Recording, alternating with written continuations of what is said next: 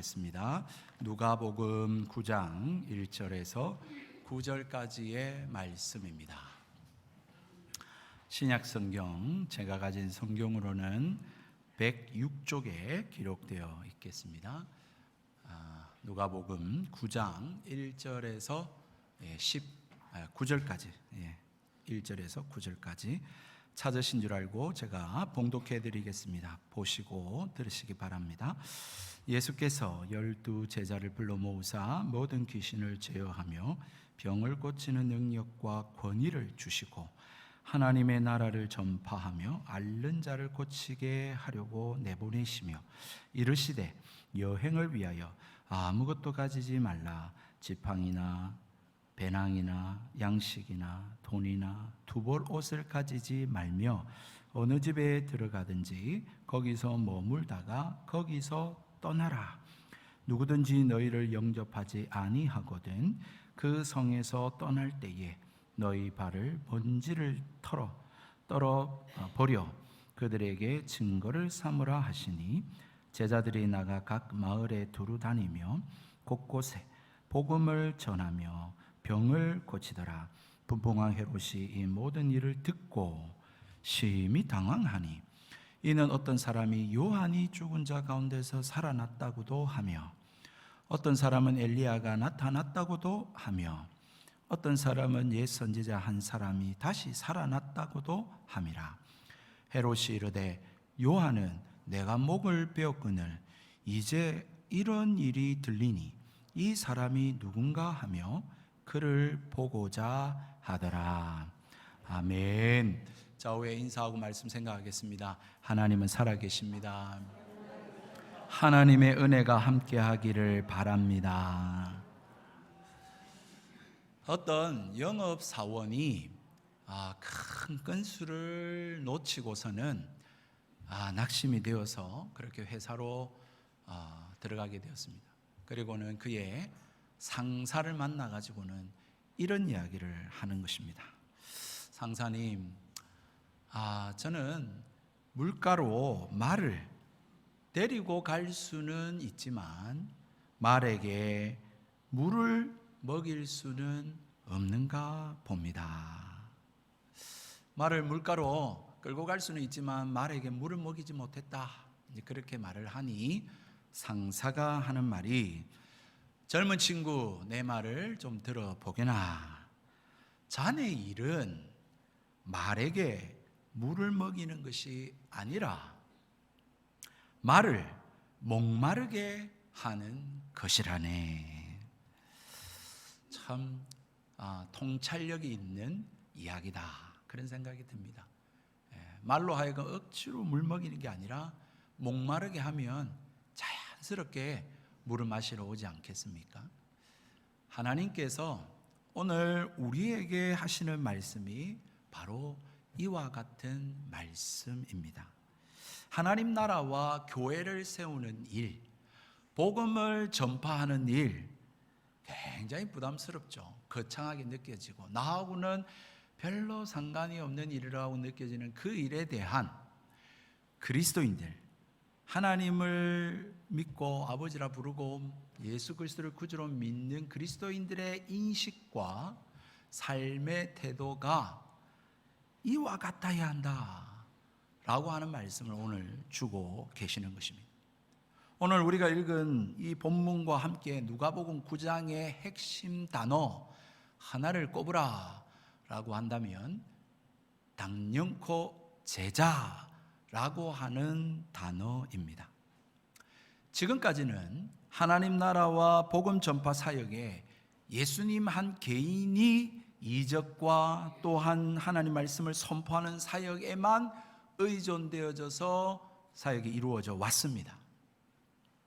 하지만 제3차 갈리 사역으로 분류되는 오늘 9장부터 이 오늘 우리가 읽은 본문에는 제자들을 파송하여서 그들을 통해 하나님 나라를 확장시키시고 복음이 전파되어지도록 하는 그 사건이 오늘 성경에 기록되어져 있는 것입니다.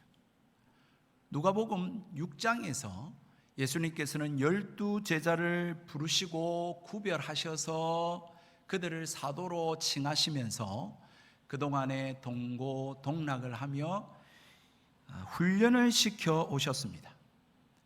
백부장 종을 고칠 때도 함께 하셨고요, 나인성 과부의 아들을 살릴 때도 그들이 지켜보았고요, 거라사인의 땅에서 그 귀신 들린 광인을 치료하실 때도 예수님은 그들과 함께 하셨습니다.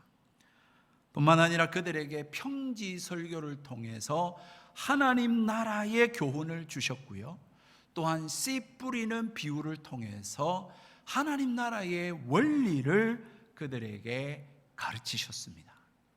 이렇게 제자들은 예수님을 따라다니면서 예수님이 어떤 분이신지, 누구인지를 더 깊이 자세히 알도록 그들은 예수님과 함께하며 예수님이 누구인지, 예수님의 사역이 어떤 것을 의미하는지를 알고 배우도록 하셨다라고 하는 사실입니다. 그 시간이 결코 그저 지나가는 시간이 아니었고 의미 없는 시간이 아니었습니다. 일정한 시간이 지난 후에 이제 예수님께서는 그렇게 따로 불러 세우신 12 제자들, 사도라 칭하는 이들을 통해서 이 이름에 걸맞게 이제 하나님 나라를 위해서, 복음 전파를 위해서 사역하도록 그렇게 이제 그들을 세상의 마을로, 성읍으로 파송하고 계시는 사건이 오늘 우리가 읽은 하나님의 말씀입니다. 여기에서만이 아니고요, 10장 1절에도 그 후에 주께서 따로 70인을 세우사 친히 가시려는 각 동네와 각 지역으로 둘씩 앞서 보내며 라고 하며 12 제자뿐만 아니라 또 예수님을 믿고 따르고 그렇게 쫓는 제자들을 파송하시고 그들을 통해서 주님이 하시는 이 일들을 훈련하고 이 일들을 행하도록 그렇게 하나님이, 주님께서 일하고 계심을 우리는 볼 수가 있는 것입니다. 이렇게 예수님께서는 이제 자기가 십자가의 사역, 즉 못 박혀 죽으실 날이 다가옴을 아시고 십자가와 부활 이후에 계속해서 하나님 나라를 확장해 가고 이 복음 전파의 사역을 감당할 제자들에게 더욱 마음을 쏟으시고 집중하고 계심을 우리는 볼 수가 있는 것입니다. 우리가 생각할 때 한편으로 하나님의 나라와 이 복음 전파의 사역이 제자들에게 집중되어진다 라고 하니 굉장히 마음이 무겁고 부담스럽습니다. 또 한편으로 우리가 생각할 때는 제자들이 이 일들을 감당할 수 있을까? 라고 하는 생각마저도 듭니다. 제자들도 그랬을는지 모르죠. 그러나 오늘 성경 하나님의 말씀은 하나님 나라와 복음 전파의 이 사역이 예수님을 믿고 따르는 모든 그리스도인들에게 주어진 것이다 라고 하는 것을 말할 뿐만 아니라 그 일에 대해서 부담스럽게 여기고 내가 그 사명을 감당할 수 있을까? 라고 생각하는 그러한 그리스도인에게 그런 것이 아니다 라고 하는 것을 오늘 성경은 우리에게 가르쳐주고 있는 것입니다. 먼저 1절에 한번 보십시오. 예수님께서 12 제자를 불러 모으사 모든 귀신을 제어하며 병을 고치는 능력과 권위를 주시고 라고 하는 말씀이 먼저 등장하고 있습니다.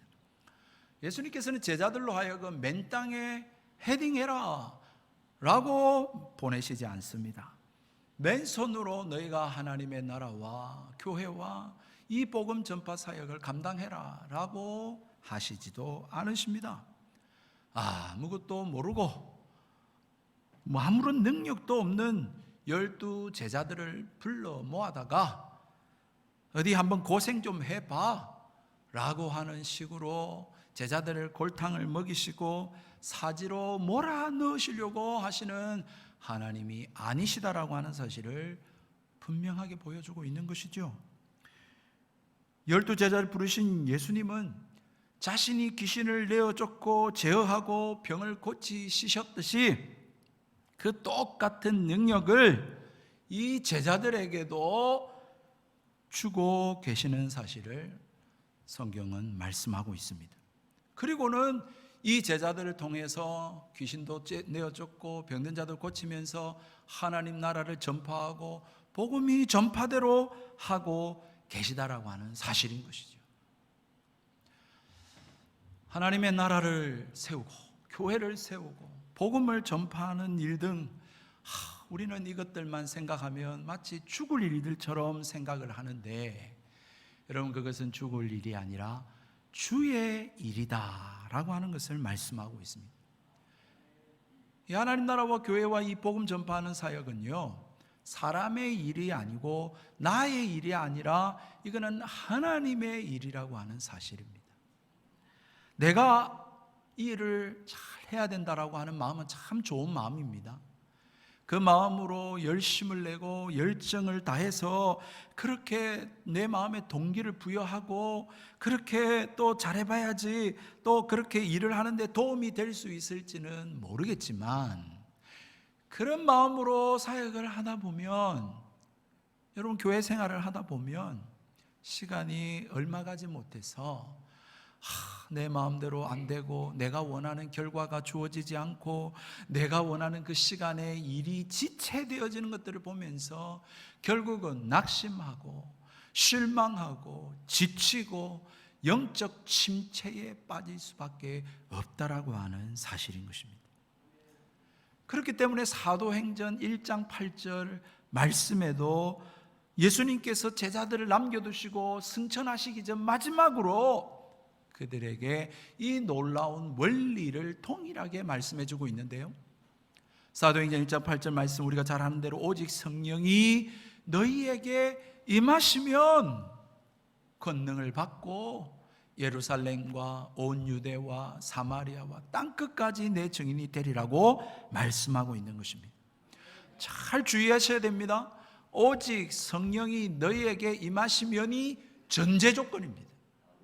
오직 성령이 너에게 임하시면 권능 받고 예루살렘과 온 유대와 사마리아와 땅끝까지 증인되는 것은 결과론적인 것입니다. 뒤따라오는 것입니다. 그러므로 예수님을 믿고 따르는 그리스도인의 삶에 가장 최우선되는 삶이 있다면 그것은 다름 아닌 성령으로 충만해져야 되는 것입니다. 하나님의 능력을 덧입어야 되는 것입니다.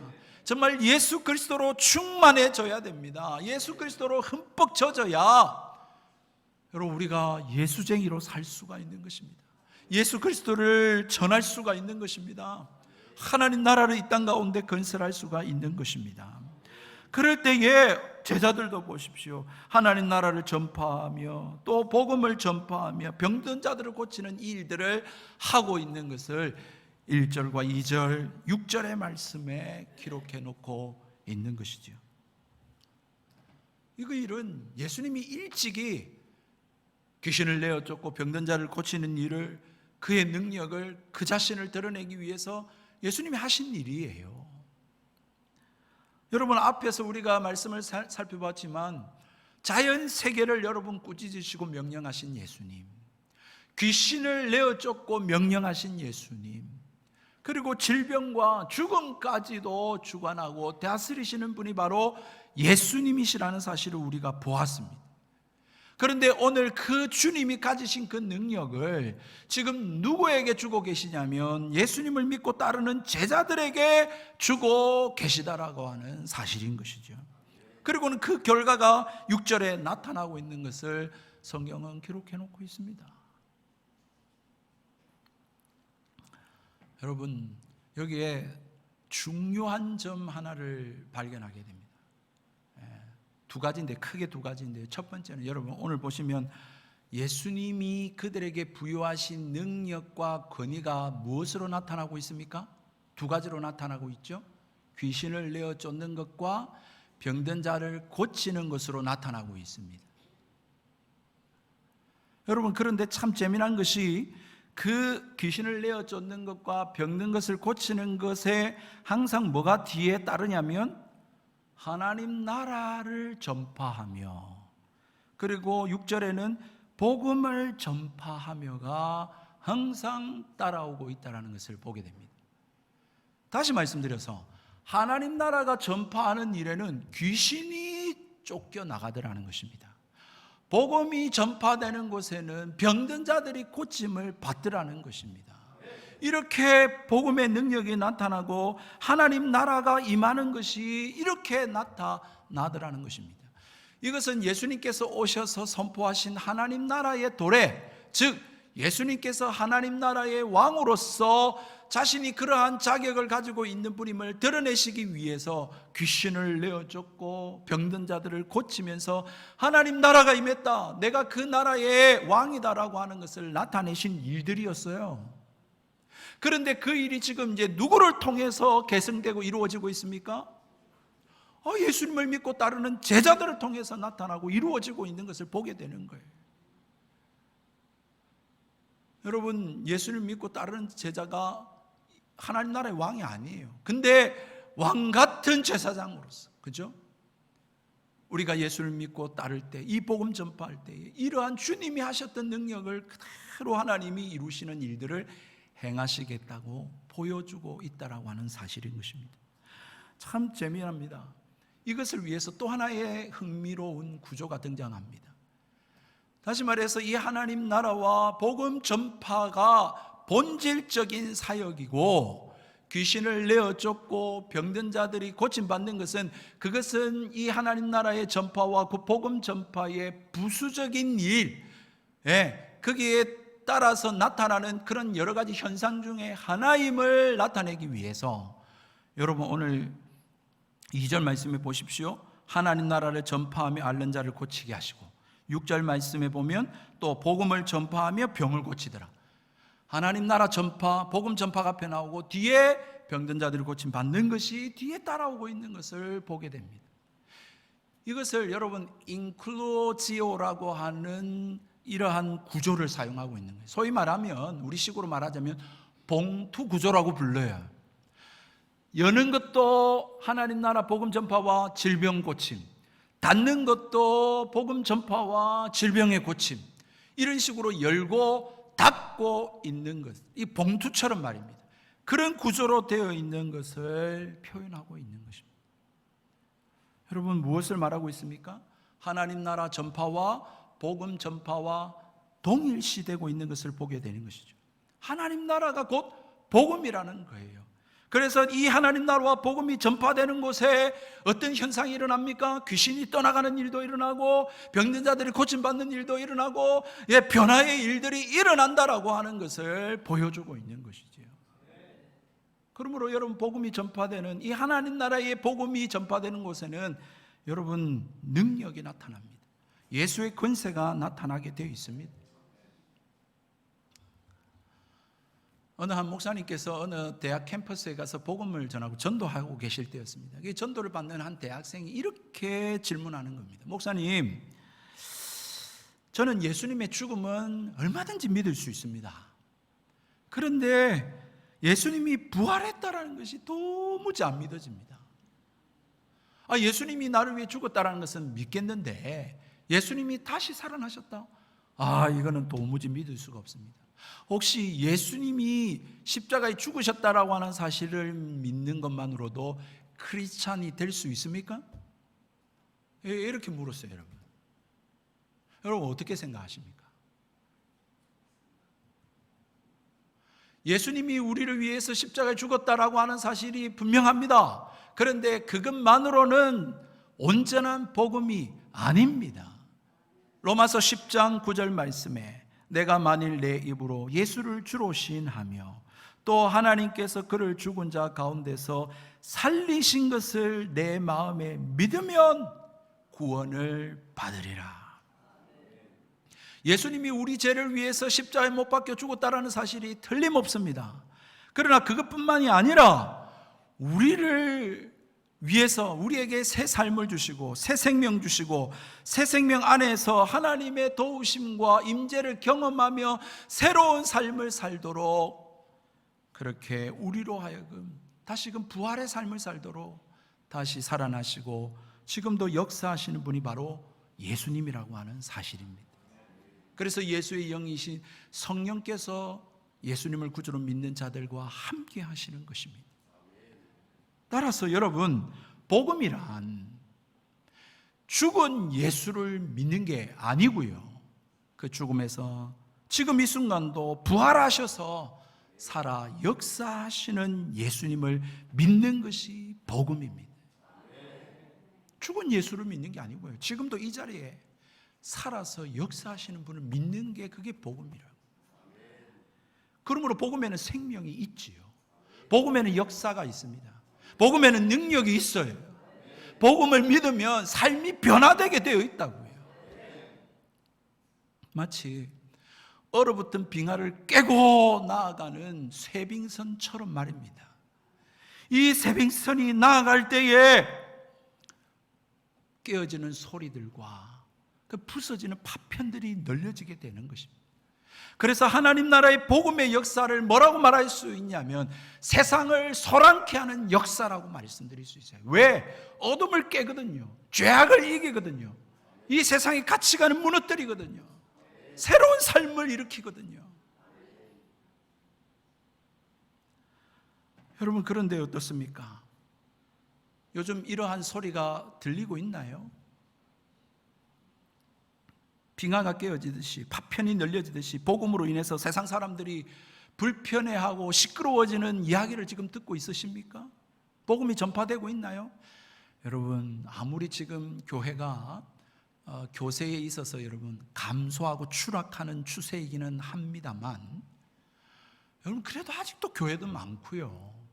뿐만 아니라 각종 미디어를 통해서 이 설교가요, 이 성경이 여러분 안방까지 전해지는 그런 시대를 우리가 살고 있습니다. 그런데 어떻습니까? 이 하나님 나라 복음을 통해서 여러분 지금 막 집안이 시끄러워지고 동네가 시끄러워지고 여러분 직장이 시끄러워지는 일들이 일어나고 있나요? 이 복음을 통해서 말입니다. 삶이 변화되어지고 막 달라지고 여러분 그러한 역사가 소란케 되어지는 일들이, 더 나아지는 일들이 일어나고 있느냐는 것입니다. 모르겠습니다. 제가 뭐 세상을 다 알지는 못하지만, 그러나 이 복음으로 말미암아 보다 더 나아졌다라고 하는 징후를 왜 잘 들을 수가 없는 것일까요? 왜 그럴까요? 복음에 문제가 있나요? 아니요. 앞서 말씀드렸듯이 복음은 문제가 없어요. 이거는 능력이에요. 생명이에요. 문제는 내가 과연 복음을 제대로 듣고 있나? 내가 들은 복음이 진짜 복음이 맞나? 그 복음을 듣는 사람에게 문제가 있는 거 아니겠습니까? 여러분, 예수님은 오늘 12제자를 파송하시면서 세 가지 지침을 주고 계시는 것을 보게 됩니다. 첫째는요, 오늘 3절에 보니까 여행을 위하여 아무것도 가지지 말라. 지팡이나 배낭이나 양식이나 돈이나 두 벌의 옷을 가지지 말라라고 말씀을 하고 있습니다.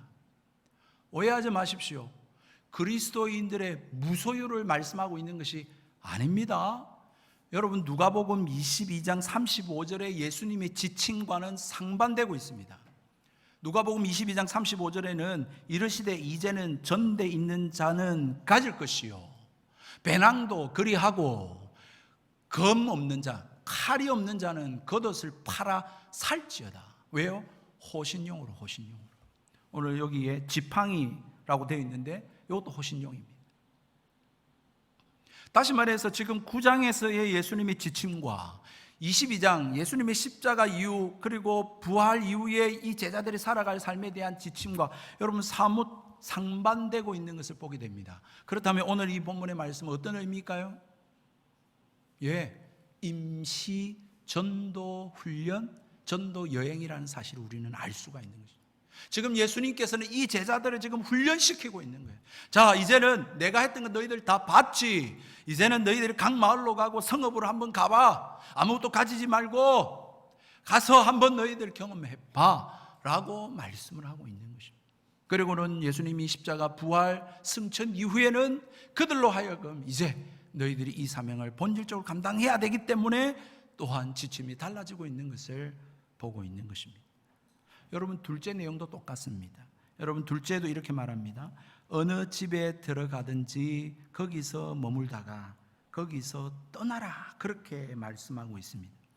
숙소가 좋든 나쁘든 편하든 불편하든 그것이 지금 너희들에게 중요한 것이 아니라 그렇게 공급받는 그 집에 거기에 만족하고 자족하며 하나님이 주신 줄 알고 지금 너희들이 관심 갖고 집중하고 너희들이 애써야 되는 것은 무엇이냐면 하나님 나라를 전파하고 복음을 전하는 일에 너희들은 집중해야 된다라고 하는 것을 말씀해 주고 있는 것입니다. 마지막 세 번째는 누구든지 너희를 영접하지 아니하거든 그 성에서 떠날 때에 너희 발에서 먼지를 떨어버려 그들에게 증거를 삼으라고 하시니. 여러분, 이 제자들을 영접하지 않는 사람들을 어떻게 하라고 말합니까? 그냥 먼지를 털어버려라, 그리고는 떠나라, 그렇게 이야기를 하고 있습니다. 무슨 말이냐면 이 제자들을 영접하지 않는 것은 곧 예수님을 영접하지 않는 것이요, 예수님을 영접하지 않는다라고 하는 것은 곧 하나님 나라를 받아들이지 않겠다라고 하는 뜻이 된다라는 것입니다. 왜냐하면 이 제자를 보내신 이가 예수님이시고 뿐만 아니라 예수님은 하나님 나라를 이 땅 가운데 가지고 오신 분이십니다.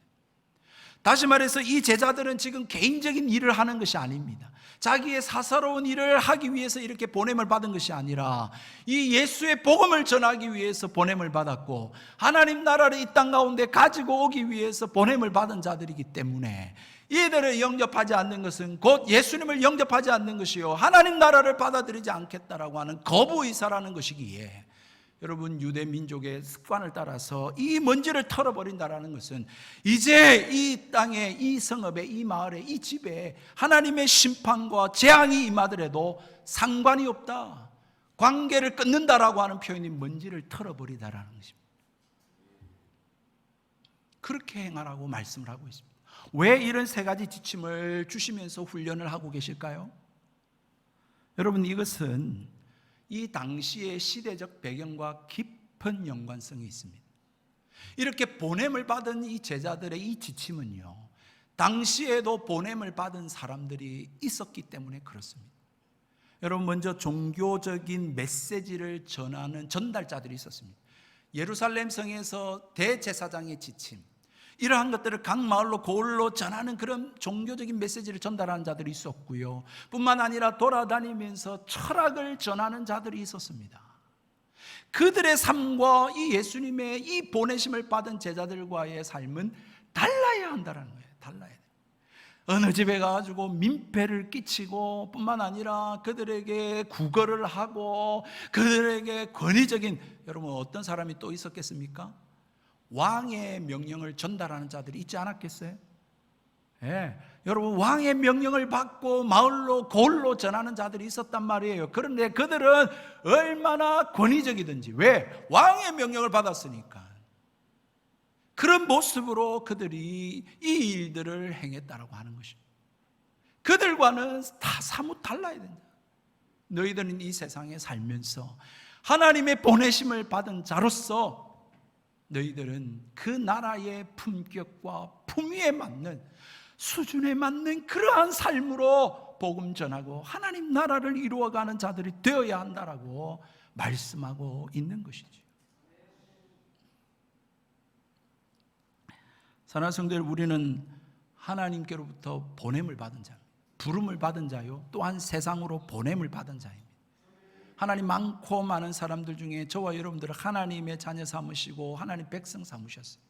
그리고 오늘 예배를 드린 후에 여러분들 또 각 개인의 삶과 세상으로 나아갑니다.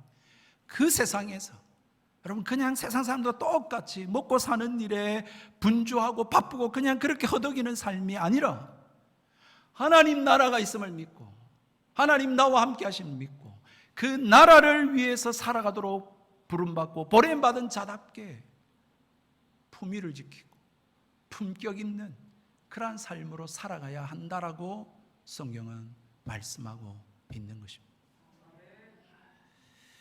여러분, 왜 그렇게 살아야 됩니까? 왜냐하면 내가 내 개인의 삶이 아니거든요. 내가 행하는 일이 이게 개인적인 사사로운 일이 아니거든요. 여러분들이 부여받은 생명과 소유와 그 시간과 그 능력이 여러분 잘 먹고 여러분 개인이 즐겁고 쾌락도 살라고 주신 게 아니라 하나님 나라를 위해서, 복음 전파를 위해서, 영혼 구원을 위해서 하나님이 주신 것이거든요. 거기에 따라서 여러분들이 살아가야 하기 때문에 세상 사람들처럼이 아니라 하나님 나라에 부름을 받고 보냄을 받은 자로서 합당하게 그렇게 살아야 한다라는 지침을 주고 계시는 것입니다. 또 하나 더 있습니다. 여러분, 그럼에도 불구하고 아무것도 가지지 말라고 하신 이유는 뭐겠습니까? 철저하게 하나님을 의존하라고 하는 사실을 말씀하고 있는 것입니다.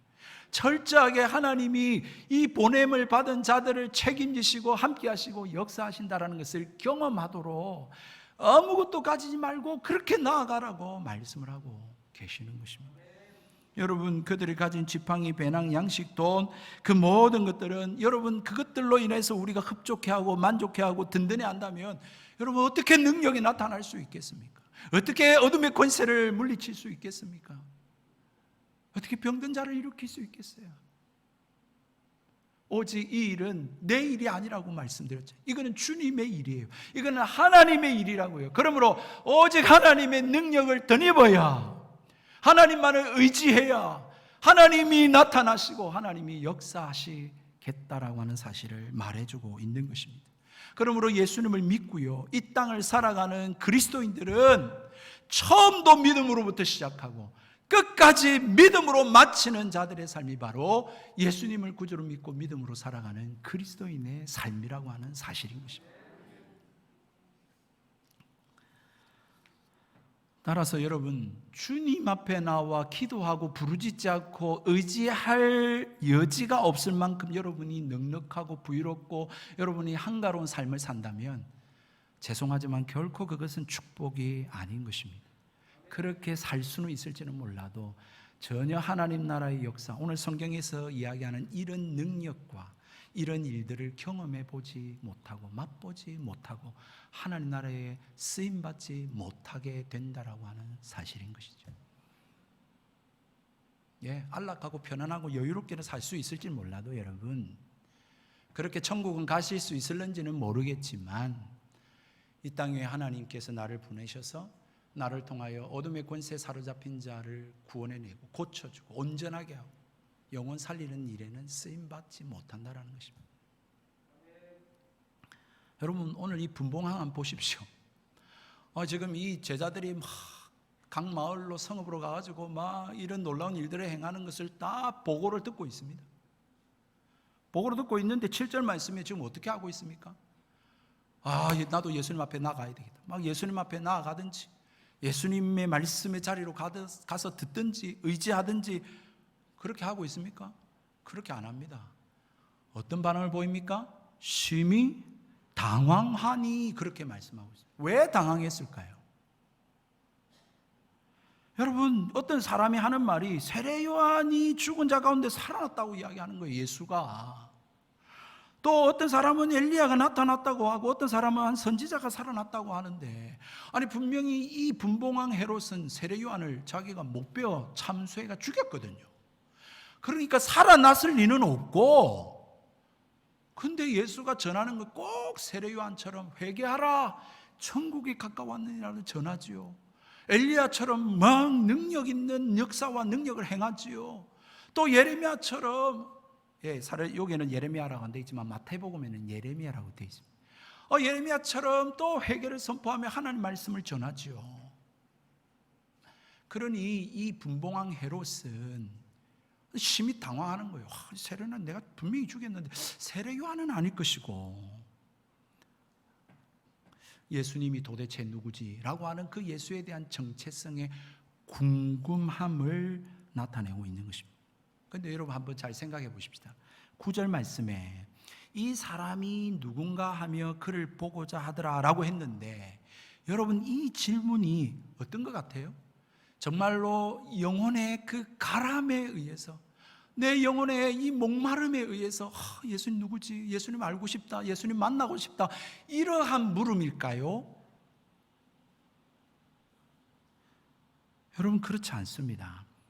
누가복음 13장 31절에 보니까 곧 그때에 어떤 바리새인들이 나와서 이르되 나가서 여기를 떠나소서 헤롯이 당신을 죽이고자 하나이다. 결국은 이 분봉왕 헤롯은 예수님을 죽이려고 했습니다. 다시 말하면 이 분봉왕 헤롯의 물음은 예수님이 진짜 메시아인가? 나의 이 영혼을 구원해 주실 분인가? 해결해 주실 분인가? 라고 하면서 그 영혼의 갈망과 갈증에 의해서 묻는 질문이 아니라 허망한 권력에 사로잡혀서 신음하는 가련한 겁쟁이의 혼잣말일 뿐입니다. 왜요? 그는 가진 것이 많거든요. 그가 지금 누리는 것이 많단 말이에요. 지금 태평성대를 이루고 부유하게 잘 먹고 잘 사는데 세례요한이 막 갑자기 회개해라, 천국이 가까웠느니라, 막 독사의 자식들아 이렇게 이야기를 하니까, 예수님도 그렇게 이야기하니 마치 자기의 것을 빼앗고 또한 자기 것을 잃어버릴까 봐 노심초사하는 한 사람의 신음 한숨에 불과한 이야기라고 하는 사실인 것입니다. 여러분, 이런 것들을 보면 복음은 모든 사람에게 복음은 아닌 것 같습니다. 왜 그렇습니까? 어떻게 보면 이 복음이라는 것은 어떻게 보면 그 전제를 다 뒤집는 소식이 바로 복음이거든요. 왜냐하면 하나님 나라가 왔답니다. 그러니 자기 나라를 가지고 자기의 것을 고수하려고 하는 사람한테는 이거는 전쟁 선포나 다름이 없는 거죠. 내가 주인이었고 나는 이 삶을 고수하고 싶은데 예수님이 주인이래요. 하나님이 주인이래요. 그의 나라가 왔대요. 그러니 여러분, 이것이 어떻게 복음일 수 있겠습니까? 하나님의 나라는요, 자기 나라를 포기하지 않고서는 참여할 수 없는 나라가 하나님의 나라입니다. 왜냐하면 주님을 내 삶의 주인으로 모시는 소식이 바로 복음이기 때문에 그렇습니다. 그러므로 하나님을 두려워하는 자만이 하나님 나라에 들어갈 수가 있습니다. 하나님을 사랑하고 하나님을 두려워하는 자만이 이 예수 그리스도의 이 복음이 진정한 복음이지, 그렇지 않는 자들에게는 이 복음은요, 위태로운 거고요, 오히려 불손한 거예요. 불온한 거예요. 왜냐하면 내 것을 다 내놓으라고 하는 것 같거든요. 예수님의 행적은 누군가에게 기쁜 소식이었지만 풍요롭고 권력을 가진 자들에게는 위협적이고 불안하고 근심거리였다라고 하는 사실입니다. 사랑하는 성도 여러분, 그러나 분명한 사실 하나는요, 그럼에도 불구하고 이 복음은요, 그들에게 있어서 궁금함을 불러일으키는 그러한 일을 한 것만큼은 틀림없습니다. 이 제자들이 예수님께 보냄을 받아서 병든 자들을 고치고 귀신을 내어쫓고 막 이런 소문들이 나니까 말입니다. 분봉왕 헤롯이 지금 어떻게 했습니까? 예수님이 누구냐? 라고 하는 관심과 그 만나보고자 하는 그 궁금증을 일으키게 한 요인이 되는 것만큼은 틀림없는 사실이었던 것이죠. 바로 이것입니다. 예수님께서 제자들에게 권세와 능력을 주시고 하나님 나라 복음을 선포하게 하셨던 것처럼 오늘 예수님을 믿고 따르는 그리스도인인 우리를 이 세상에 보내시면서 우리에게 원하시는 것도 똑같다라는 거예요. 앞서 말씀드린 것처럼 이 복음은요, 하나님 나라 복음은 세상 사람들에게 여러분 달콤하고 부드러운 아이스크림과 같은 소식이 아니라 껄끄럽고 불편한 소식임이 틀림없어요. 하지만 자신을 내려놓고 예수님을 구주로 내 삶의 주인으로 영접하고 받아들이고 하나님을 의지하는 자들에게는 이것이 한없는 기쁨이요 위로인 것은 틀림없는 사실입니다. 그래서 어둠을 제약하고 악한 영들을 쫓아내고 병든 자들을 고치게 하는 눈에 보이는 복음이 바로 여러분 하나님 나라의 복음이라고 하는 사실인 것입니다. 이것이 눈에 보이는 이 복음의 실제입니다. 실제. 복음이 전파되는 곳에 실제 이런 일이 나타난다라고 하는 거예요. 앞서 말씀드린 대로 그러므로 여러분 복음 자체가 문제가 아니고 복음이 복음다울 때에 여러분 어둠과 질병이 물러나는 그런 놀라운 능력이 나타나게 된다라고 하는 것입니다. 그렇다고 여러분 심각한 표정을 짓지 마십시오. 내게는 왜 그런 능력이 나타나지 않지? 여러분 부담스러워하지 마십시오. 내가 과연 그 일을 할 수 있을까? 여러분 서론에서 말씀드린 바와 같습니다. 이것이 사람에게서 나는 일이 아니라니까요. 내게 주어지고 내게 국한된, 내게 한정된 일이 아니라니까요. 이것은 주님의 일입니다. 하나님 나라의 복음은 세상의 힘이 아니라 하나님의 힘으로만 역사하게 됩니다. 그렇기 때문에 하나님께서 권세와 능력을 주셔야 하는 것입니다. 따라서 우리가 할 일은 하나님 더 사랑하는 것입니다. 하나님 더 가까이 하는 것입니다. 예수로 가득한 것입니다. 성령의 충만함을 구하는 것입니다. 세상 방식 의지하지 말고 하나님 의지하고 하나님 더 사랑하고 하나님 말씀에 순종하며 살 때에 복음의 능력이 실제적으로 삶 속에 뚜렷하게 나타나게 된다라고 하는 사실인 것입니다. 그게 우리가 할 일이에요. 어느 가난한 중국인이 멀리서 선교사님을, 도심지에 있는 선교사님을 찾아왔습니다. 그리고는 세례를 받고 싶다라고 그렇게 부탁을 하는 것입니다. 선교사님이 그 가난한 중국인에게 물었습니다. 아니 어디에서 전도를 받으셨고 예수님을 믿게 되셨습니까? 어디서 복음을 듣게 되셨습니까? 라고 묻자 이 가난한 중국인이 하는 말이, 저는 복음을 듣지 못했습니다. 그런데 복음을 저는 보았습니다. 그렇게 이야기하는 거예요.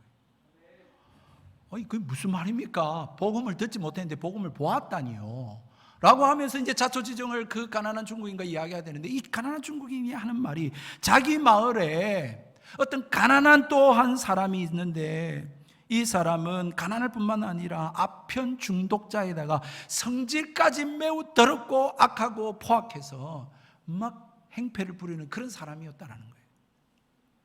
그런데 이 사람이 어떻게 이 복음을 받았는지, 예수님을 믿고 기독교를 접하고 난 이후에 이 아편을 끊고 그 사람이 땀 흘려 일을 하고, 그리고 온유하고 부드러운 그러한 상냥한 성격의 소유자가 되더라는 것이죠. 그리고는 이 사람이 그것을 보고는 이 참 이상하다, 어떻게 저렇게 변화될 수 있는가, 예수가 도대체 누구인가, 기독교가 무엇인가 라고 하는 궁금증이 생겼고, 그는 도시에 있는 선교사님을 찾아가서 그렇게 예수님 믿고 세례를 받고 싶다라고 이야기를 하게 됐다라고 하는 사실인 것입니다. 사실입니다. 이것입니다. 하나님 나라의 복음은 어느 개인에게만 주어진 것이 아니고요, 예수 그리스도를 구주로 믿는 모든 사람에게 주어진 사명입니다. 그러므로 예수 그리스도로 충만해져 있어야 됩니다. 하나님 나라와 복음을 알지 못하는 사람들로 하여금 하나님 나라에 대해서 궁금증을 유발시키고 이 복음에 대한 갈급함을 느끼도록 하는 일이 바로 예수님을 구주로 믿는 사람들의 삶이라고 하는 사실인 것입니다. 오늘날에 예수님을 믿는 사람, 교회에 나와서 예배드리는 사람들은 아직도 많습니다. 그 사람들은 예수 그리스도의 복음을 들었습니다. 그렇지만 이 복음을 보지 못함으로 말미암아 주님께 나오는 자들이 여러분 없는, 보기가 드문 그런 일들이 오늘날의 우리의 모습은 아닐까요? 오늘 이 아침 이 말씀을 통하여서 우리는 우리 자신들에 대하여, 내가 정말 복음을 제대로 들은 사람인가?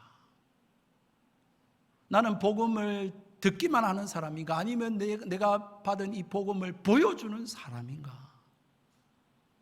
그렇게 한번 내 자신을 돌아보면서 앞으로 남은 세월 이 복음의 능력을 보여주면서 살아갈 수 있는 그런 저와 여러분, 그런 삶이 되시기를 주님의 이름으로 축복드립니다. 우리 함께 찬양하십시오.